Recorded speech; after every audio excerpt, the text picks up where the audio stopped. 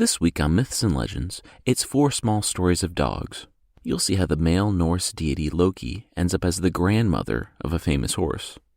And a tiny dog king will bravely go to battle for his kingdom, fighting alone against huge wolves, and it ends exactly how you think it would end. Then, on the Creature of the Week, we'll meet a tiny old man who lives in anthills, who will change the color of your pee if you damage his home, or just mind your own business when walking by.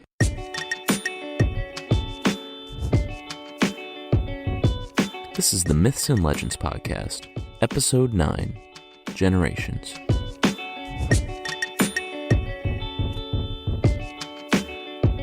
This is a podcast where I tell stories that have shaped cultures throughout history. Some are incredibly popular stories you think you know, but with surprising origins. Others are stories you probably haven't heard, but really should. Each week on our show, we choose a narrative, and I tell you the story as it was originally written. This week, however, I'm going to pick a theme and bring you different kinds of stories on that theme. Today's show, dogs. Dogs are kind of the perfect merging of civilization and the wilderness. I don't know if you know this, but dogs are a domesticated animal, and thus wouldn't exist without humans. Dogs are the descendants of wolves that dared to get close to groups of humans, to scavenge off them, and eventually to rely upon them. The humans began to rely upon these wolves for protection or letting them know if something was approaching, and as the years turned to centuries and the centuries to millennia, we began to make the distinction between dogs, the loyal, friendly, domesticated animals, and wolves, the dangerous, vicious beasts that haunt the woods. Dogs today retain little of their wolf heritage. Stray dogs are scavengers.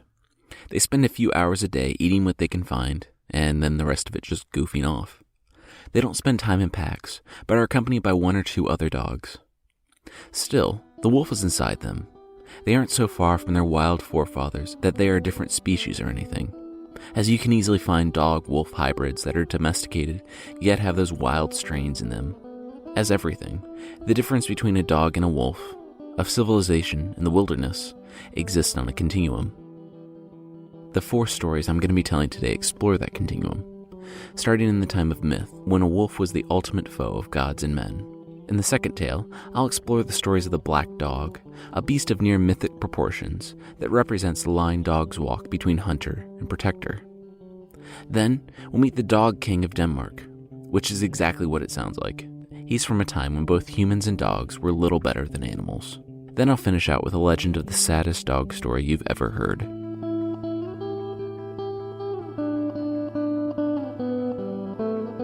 This is story 1. It's called Give 'Em a Hand. We're going to go back and visit the Norse gods and goddesses for the first time in about 8 episodes. This story takes place before the Volsungs, and before the story of Balder I told in episode 3a. Loki, as you probably know, is a trickster god, but he's also a father, and a mother, but we'll get into that. The Norse myths aren't as bad as the Greek myths, with their near ubiquitous rape, incest, and philandering, but they aren't exactly children's stories either. Suffice to say, Loki had several children. His most interesting children, as it turns out, are the ones that he did not have with his wife. They are the stallions Sleipnir, and the 3 we'll talk about today. With regard to Sleipnir, the main Norse gods, called the Aesir, so Odin, Loki, Freya, Tyr, Balder, all them, wanted to get some free fortifications built, so they contracted with a giant to do them. The only issue was that they didn't know he was a giant, but we'll deal with that later too. The deal was such that he had a very short timeline to complete the job, and he could only do it with the help of no man. Well, he wants his horse to help him, and Loki doesn't see a problem with that, so he convinces the Aesir to just, let his horse help him. It's no big deal. Unfortunately for the Aesir, this stallion turns out to be better than several men, and it looks like the builder's actually going to be able to complete the job on time. The gods are mad at Loki for letting the man use the stallion, and they put it on him to find some way to stall production. He's determined to use any means at his disposal to make this right. He thinks of one.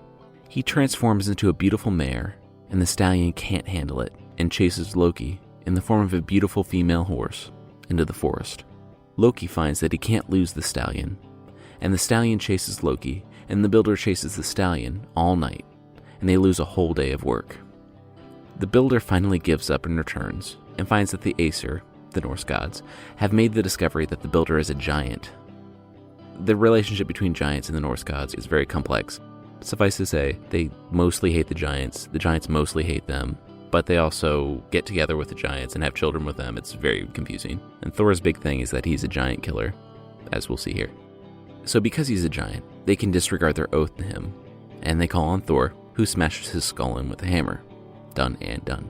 As Thor is wiping blood and bits of bone off his hammer, everyone sees Loki coming out of the forest. A mare with his, or her, head hung low. Oh, hey, it turns out we didn't need to distract him after all.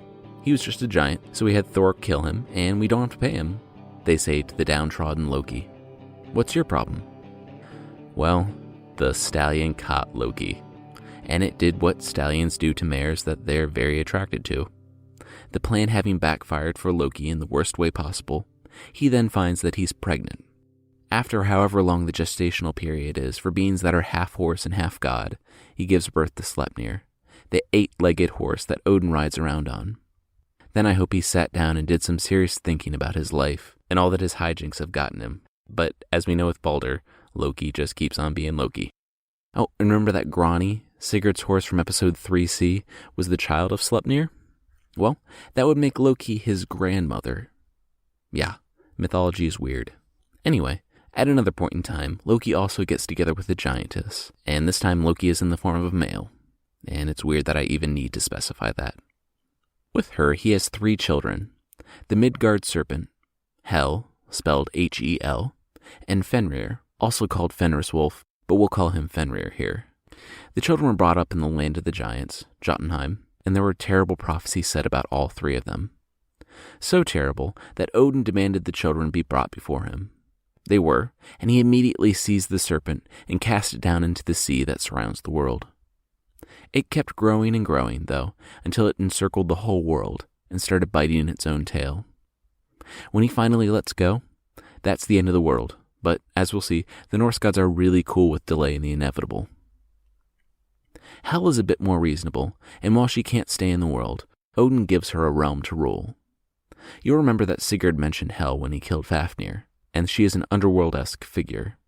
She is gloomy and all around unpleasant, having a complexion with a blue tint to it. Think about her as sort of a Hades figure. The last is Fenrir, who is just kind of a larger-than-normal wolf when the Aesir take him in. They keep him in the house, but, like the Midgard serpent, he quickly grows too large. Tyr, one of the gods, is the only one brave enough to feed him regularly, and his increasing size, in combination with the prophecies that he will destroy them all, make the Aesir wary.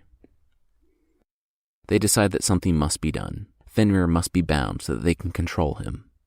Of course, he can talk and understand things and all that, and they come up to him with an especially strong fetter, and pose it as a challenge to his strength.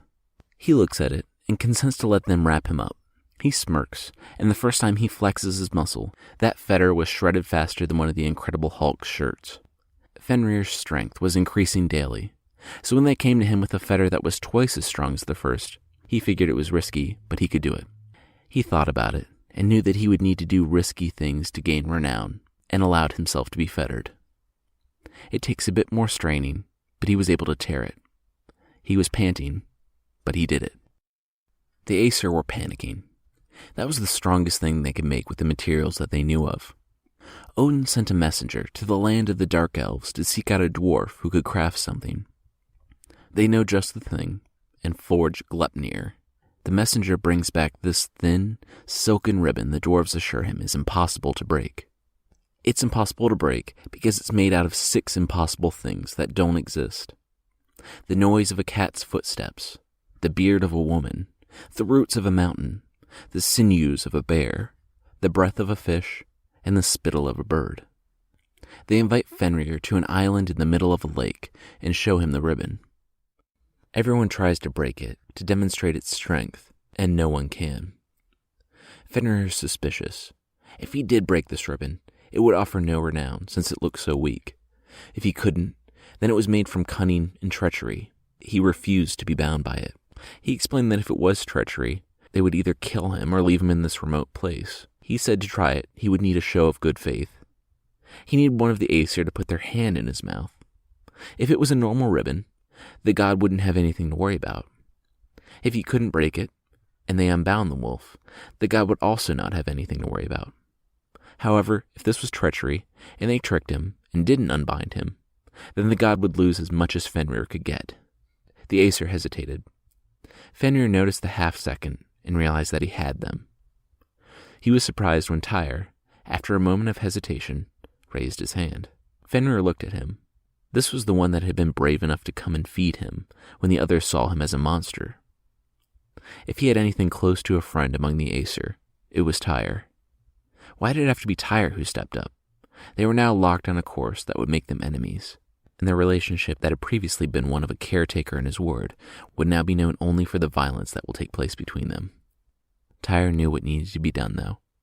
He knew the prophecies, and that this would be the creature that kills Odin, the Allfather. He was already too powerful, and they needed to bind him. He placed his hand inside Fenrir's mouth and felt the wolf's razor-like teeth on his skin. Fenrir and Tyr looked at each other while the Aesir wrapped up the wolf.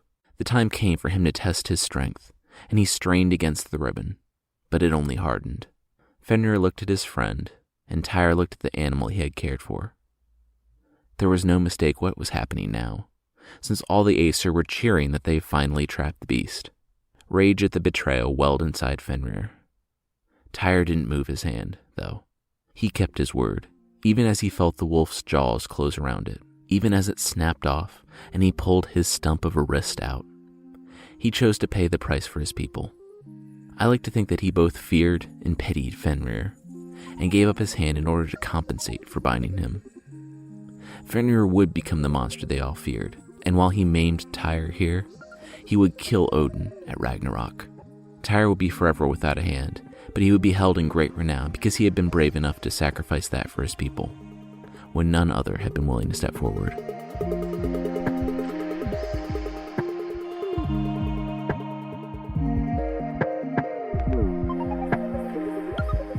That brings us to the second story today, and this is less of a story and more of an extended creature of the week. I'm going to talk about the legend of the black dog, primarily in England, Scotland, Ireland, and Wales. This legend isn't one particular story, but rather a collection of stories that has led to a general conception of the creature.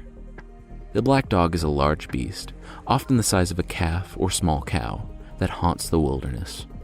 There seem to be as many different stories of the black dog as there are villages in England, but in general they tend to be shape-shifting demon dogs with shaggy fur and large, red eyes. They also have a tendency to linger around crossroads or places people have been executed. They're mostly malevolent, and if you see them, it's said that you'll die within the year. They can be spectral hounds that will spot you, then sink into the ground, or maybe they'll be accompanied by a ghastly horseman. Some are thought to be the souls of people executed for crimes that have returned to take the form of this beast. One particularly famous story from folklore was of a black dog named Black Shuck, who attacked 2 churches on the same day. On August 4th in 1577, in Bungay, in Suffolk, England, a huge, shaggy dog burst into the doors of the Holy Trinity Church during a lightning storm. He jumped in the praying congregation and then began mauling people. It's unknown how many people Black Shuck killed before the church's steeple came down through the roof. The storm passed from Bungay and continued on, 7 miles down the road to Blythburgh, where once again the black dog showed up. He appeared in the back of a church and came to a man and boy who were praying and somehow wrung their necks instantly as he passed by. There's absolutely no explanation as to how this happened. They slumped over, but Black Shuck was surprised to find someone attacking him. The man, standing up for his congregation and hitting Black Shuck with his hand, found that his hand was burned by the spectral hound, who barked back in anger and burst out through the doors of the church, retreating into the storm. The congregation looked at the doors and saw 2 burned marks where the hound had passed. Those 2 marks are still there to this day, and they are called the Devil's Fingerprints. Today, the town of Bungay's coat of arms contains the black dog to commemorate the incident. Not all the stories of the black dog portray him as a hellhound, though, and like dogs, they have a protective, domestic nature mingled with the wild. Mr. Hare and Mr. Wharton were eating dinner together, and Wharton told Hare that the strangest thing had happened to a man he knew. His friend, Johnny Greenwood, had to ride through a wood to get where he was going. The wood was about a mile, and while that doesn't sound long to us, where it would be about a minute on the highway, you have to think about being on a horse, picking your way through the forest path at night. Remember, it's nighttime, so he'd want to take it slow, so this ride through the dark forest could take up to 10 minutes. The moon was hidden under clouds, but Johnny could see what was in front of him. He could feel the sweat on his palms gripping the reins as his horse trotted into the forest. He knew it would be dark, but what light came down from the moon was choked out by trees, and right before he lost the light completely, he saw a great beast sitting up ahead. The size of 2 wolves, it was a black and shaggy dog with red eyes that seemed to glow in the darkness. He tried to spur his horse on, but the creature would only go so fast in the darkness and didn't seem to see the beast. Before the darkness enveloped them, he saw that it wasn't attacking them, but rather running beside the horse. Soon they were running in complete darkness through the woods. Greenwood's eyes were open as wide as they could go to try to suck in any light at all. He could hear the horse's hooves and the hound padding along beside them, panting. It was eerily quiet in the forest, and he thought he heard whispers in the darkness, ever so quiet, through the gaps in the noises from the 2 beasts. If some bandits were lying in wait for him, as was more common in those days than it should have been, then there was nothing he could do now. He could see the faint glow of light on the other side of the forest, and looked down to see the hound was still beside him, half the size of his horse. It radiated wild energy, and though Greenwood knew that if it was going to attack him, it would have done it already, he couldn't help but be a little afraid of this creature. And then he was out of the wood. He sighed, as if he had been holding his breath the whole time, and looked down at the dog, but it was gone. He looked back and saw nothing but the wood. He returned home and lived out the rest of his long life. Many years later, a chaplain was called to the jail cell of 2 condemned prisoners. He listened to their long confessions, which included years of robberies, murders, and assaults. There was one that was of no real consequence to the chaplain, of a murder that had almost happened. Years ago, in a forest in the middle of the night, they had been lying in wait for some man named Greenwood. They knew he would be passing through the forest that night, and they had planned to attack him in the darkness, murder him, rob him, and leave him for dead in the dark wood. They had been all set to move, too, when at the last moment this huge black dog had joined up with them. It was like no other they had ever seen, and they stopped in fear. Neither wanted to risk this beast attacking him. They decided to wait for another, but no one else came that night. They let the bumbling Greenwood pass into the darkness of the forest, safe under the protection of the black dog.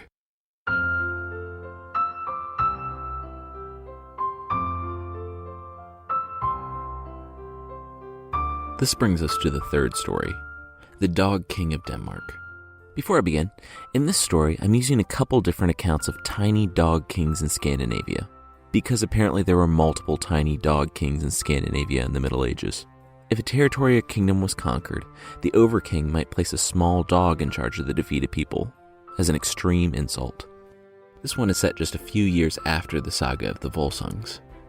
The king of Denmark, who was said to be named Helgi, was killed. It's somewhat possible that this is Helgi Hundingsbane from the saga of the Volsungs. Remember that random son of Sigmund who got in that stupid insult battle? Anyway, after killing King Hodbrod, he gained his kingdom. Then he died, and a foreign king took over the land. To demonstrate his power over the people of Denmark, he sent a small dog to be their king.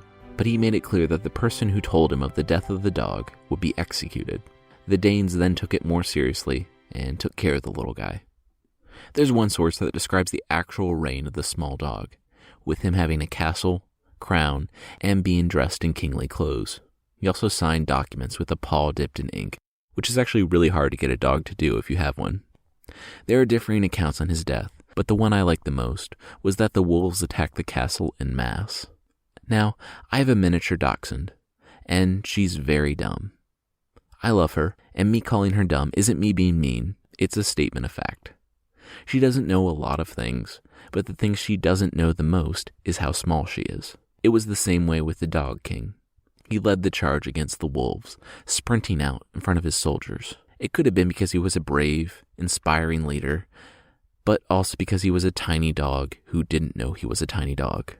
The people watched in horror as he was torn apart by the wolves before the actual soldiers with actual weapons could stop the onslaught. Everyone is stewing in anxiety, but someone steps up, named Snow, and offers to go to Hakon, the king of Sweden, and tell him the news.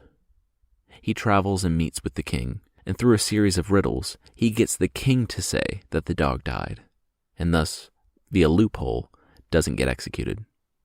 Now, the riddles are either complete gibberish or the smartest thing I've ever read. Regardless, I don't understand them at all. I posted them to the website with a link in the show notes, and anyone who reads them over and can construct at least a plausible argument will earn the official title of the Myths and Legends podcast, Riddle Master, and I'll announce your name on the show. Since the dog was dead, Snow hadn't told him, and Hakon didn't care who was king of Denmark. He said, whatever, and made Snow king. Everyone was surprised when Snow returned alive, and even more surprised when Snow turned out to be somehow worse than the little dog king. He became drunk with power and was harsh and a cruel man.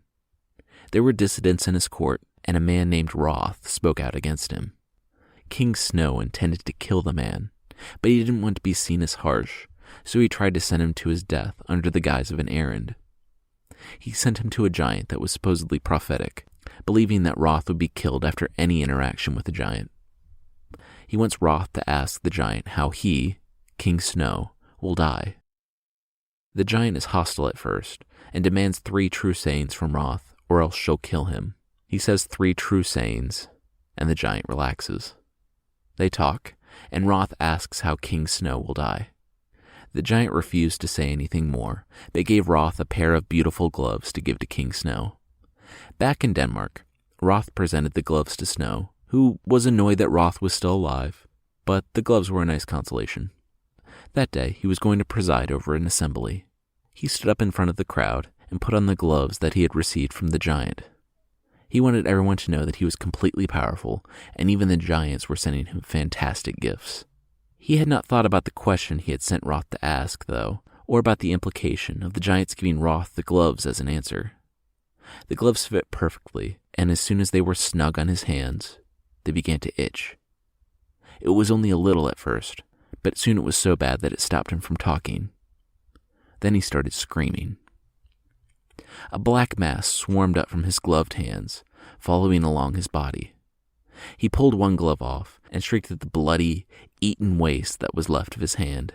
As the black mass moved down to his legs and ate them away, he dropped. The leaders of Denmark stood up to see what was going on.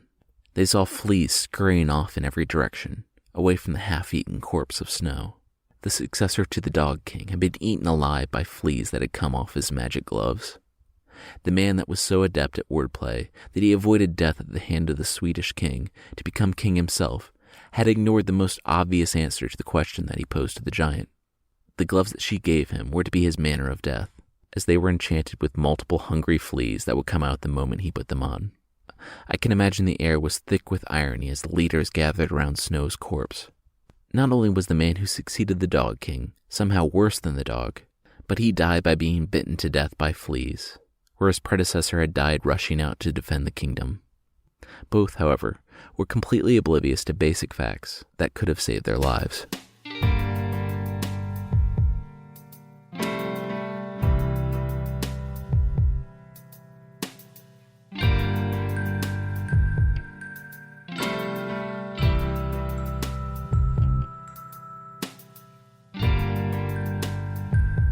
The last story today is one that tells of the triumph of a dog over what it used to be, and over a human that descended down to an animal's level. You probably have heard it, but it's short and sad.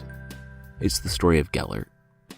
Around 600 years after the Arthurian legends, there was a prince in North Wales named Llewellyn. I know that's an American pronunciation, and I looked the correct Welsh one up and practiced, but I just can't get the pronunciation of that double L at the beginning down.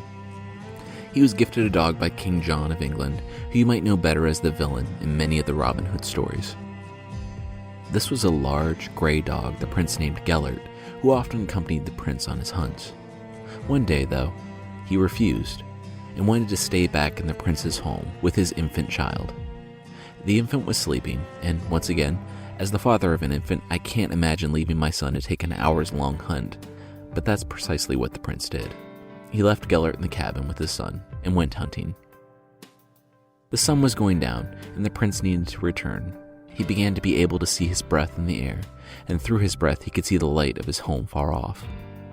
As he got closer, he realized he could see it so well because the door was open, His heart beat faster. It could be anything. Remember that this was the 12th century, so to him it literally could have been anything. From a troll coming to take his infant, to a dragon that had burst in and spewed poison throughout the house before eating the two living things that mattered most to him.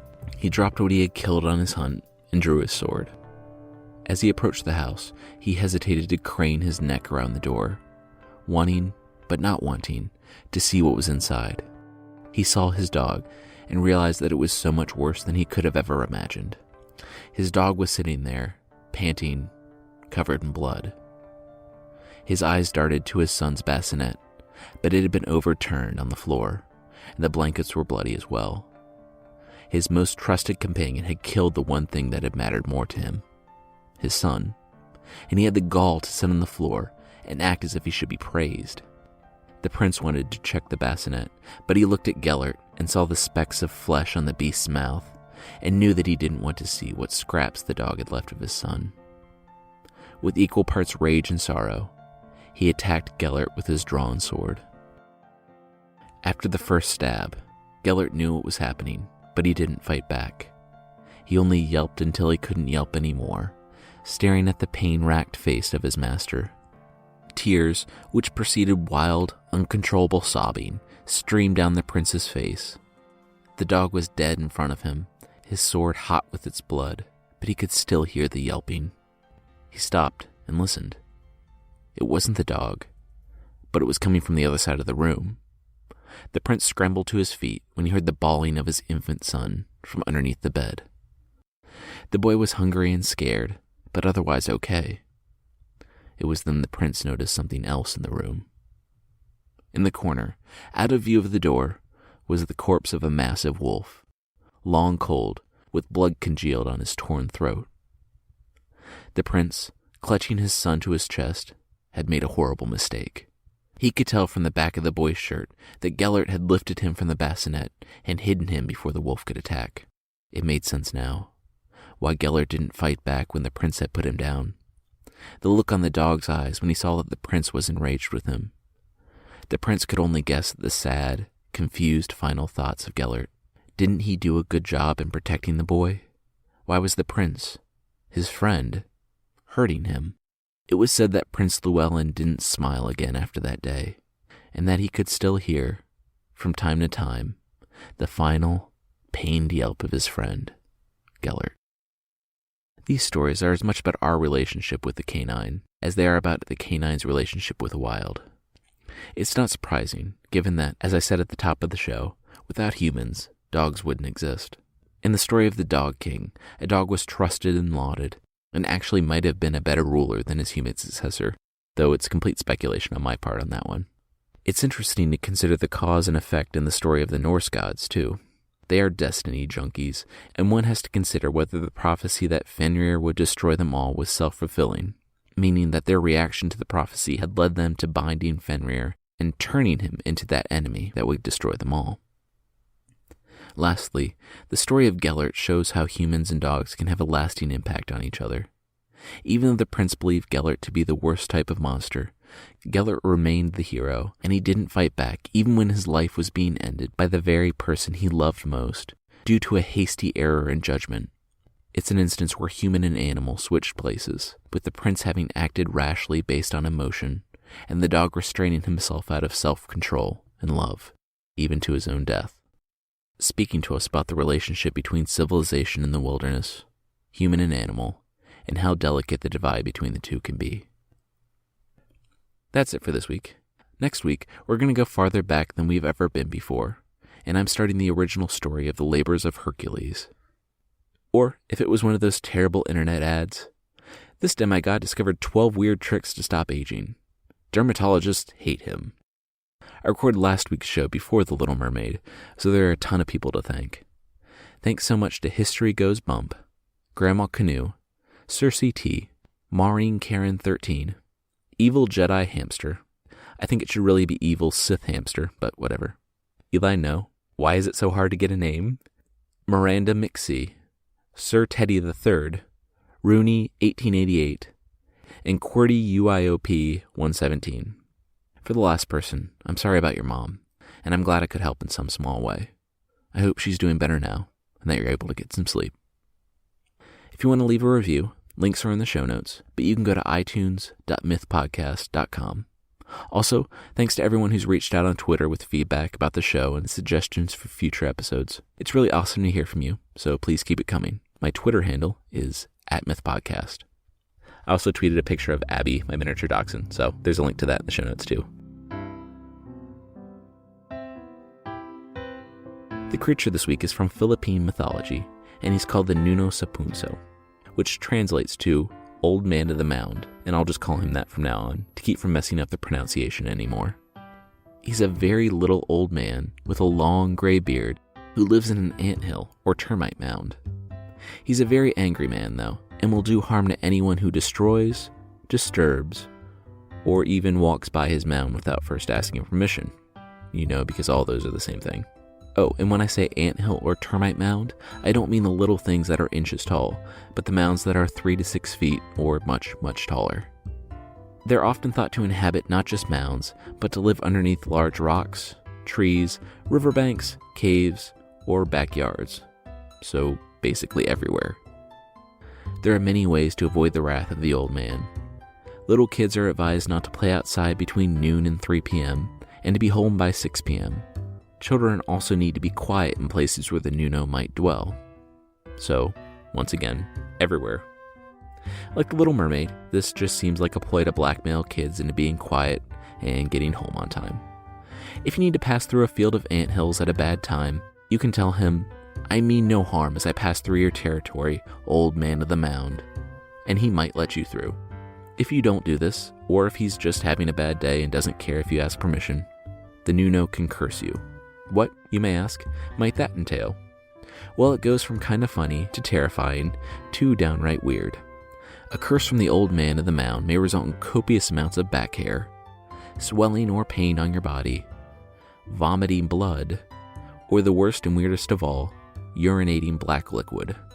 This is presumably a result of not only choosing not to respect the old man of the mound, but doing the exact opposite and going out of your way to urinate on the mound.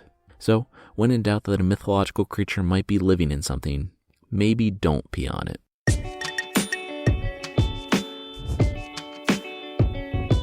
That's it for this week. The theme song is by the band Broke for Free, and the Creature of the Week music is by the stalwart Steve Combs. Links to the other music I used are in the show notes. Thanks so much for listening, and I'll see you next time.